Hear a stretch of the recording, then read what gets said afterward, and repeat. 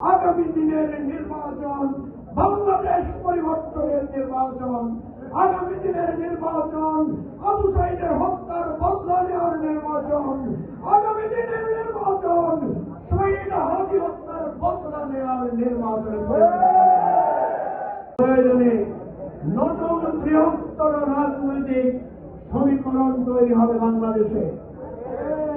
সংস্কার যারা চায় আর যারা সংস্কার চায় না, যারা বাংলাদেশকে ফেসিবাদী জায়গায় নিতে চায়, যারা নিতে চায় না, যারা স্বৈরতন্ত্র চায়, স্বৈরতন্ত্র চায় না, যারা ওসমান হাদির হত্যার বিচার চায় আর যারা চায় না, এই বাইনারিতে বাংলাদেশে প্রয়োজনে আগামীতে নির্বাচন হবে।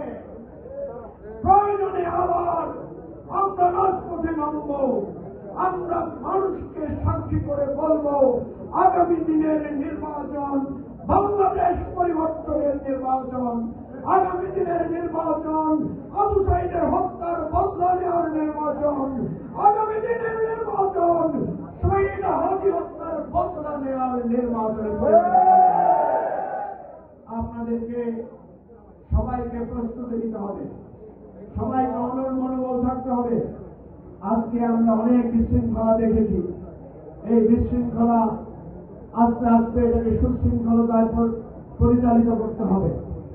আমাদের এই নেতারা কষ্ট করে এসেছেন, অনেক কঠিন সময়, এখন ব্যস্ততার সময়, আমাদের বের হওয়ার সময় আপনারা কি গন্ডগোল হুড়োহুড়ি বেশি করবেন না শৃঙ্খলার সাথে বের হতে দিবেন?